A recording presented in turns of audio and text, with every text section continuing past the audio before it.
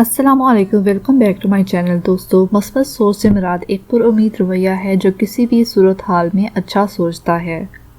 اس سے آپ کی دماغی اور جسمانی صحت پر بہت گہرا اثر پڑ سکتا ہے۔ مثبت سوچ مختلف تکنیکوں کے ذریعے حاصل کی جا سکتی ہے۔ آپ میں سے بہت سے لوگ ناامیدی کی کیفیت میں رہتے ہیں اور سوچتے ہیں کہ ہمارے حالات بہت خراب ہیں اور یہ ہمیشہ ایسے ہی رہیں گے۔ تو ایسے لوگ خود کو ناامید رکھتے ہیں، لیکن ان کا اثر اپنے ارد گرد موجود لوگوں پر بھی رہتا ہے۔ جبکہ مثبت سوچ سے آپ دنیا کو تو تبدیل نہیں کر سکتے، لیکن اچھا سوچنے سے آپ اپنے اور دوسروں کے بارے میں محسوس کرنے کا انداز بدل سکتے ہیں، جس کا نتیجہ آپ کی زندگی پر بہت اچھا ہوتا ہے۔ آج کے ٹاپک میں اسی پر بات ہوگی کہ مشکل حالات کا سامنا اور اس حالات میں ہم اچھا کیسے سوچ سکتے ہیں۔ دوستو، سب سے اہم چیز ہماری سوچ ہے کہ ہم اپنے حالات کو کس نظر سے دیکھتے ہیں۔ جب بھی کوئی مسئلہ آتا ہے تو مثبت سوچ والے اپنی سوچ کی وجہ سے کامیاب ہو کے نکلتے ہیں، جبکہ دوسری طرف منفی سوچ والے افراد اپنی ناکامی کی وجہ سے ڈپریشن میں چلے جاتے ہیں۔ تو سب سے پہلے کوشش کریں کہ اپنی فیلنگز کو کنٹرول کرنا سیکھیں۔ منفی سوچ دراصل ایک ایسی عادت ہے جس سے بچنے کے لیے آپ کو اپنے دماغ کی تربیت کرنی چاہیے۔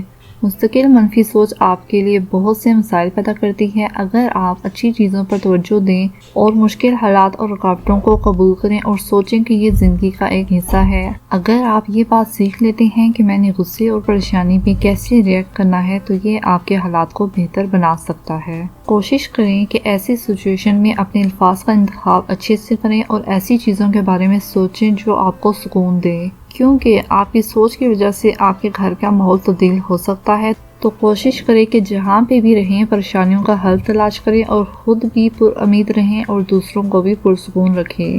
اب سوال یہ بنتا ہے کہ پازیٹیو کیسے سوچا جائے۔ تو مثال کے طور پر اگر آپ کوئی نیا کام کرنے جا رہے ہیں تو ذہن میں یہ تصور کریں کہ مجھے نیا سیکھنے کا موقع مل رہا ہے، اور اگر آپ کے پاس اس کام کے لیے وسائل کی کمی ہے تو آپ اپنے اخراجات کو کم کر لیں، لیکن شروعات ضرور کریں۔ پریشان رہنا کسی بھی مسئلے کا حل نہیں۔ اگر ہم صحابہ کرام کی زندگی پر غور کریں تو انہوں نے ہمارے سے زیادہ مشکلات کا سامنا کیا ہے۔ غزوہ خندق کا واقعہ آپ سب کے سامنے ہے، جس میں مسلمانوں نے بہت سی مشکلات کا سامنا کیا، لیکن وہ ہر حالات میں ثابت قدم رہے اور بالآخر یہ لڑائی مسلمانوں نے بآسانی جیت لی۔ حالانکہ مسلمان صرف 3000 تھے، جبکہ دشمن کی قوتیں 10,000 تھیں۔ اس لیے ضروری ہے کہ حالات کا مقابلہ کریں، کیونکہ ناامیدی کفر ہے۔ ان شارٹ، اگر آپ یہ سوچیں کہ ہمارے حالات باقیوں سے بہتر ہیں تو یہ چیز ذہن میں رکھنے سے آپ کافی حد تک پرسکون ہو جاتے ہیں۔ مزید یہ کہ اگر آپ اپنا مستقبل بہتر بنانا چاہتے ہیں تو بہتر سوچیں، کیونکہ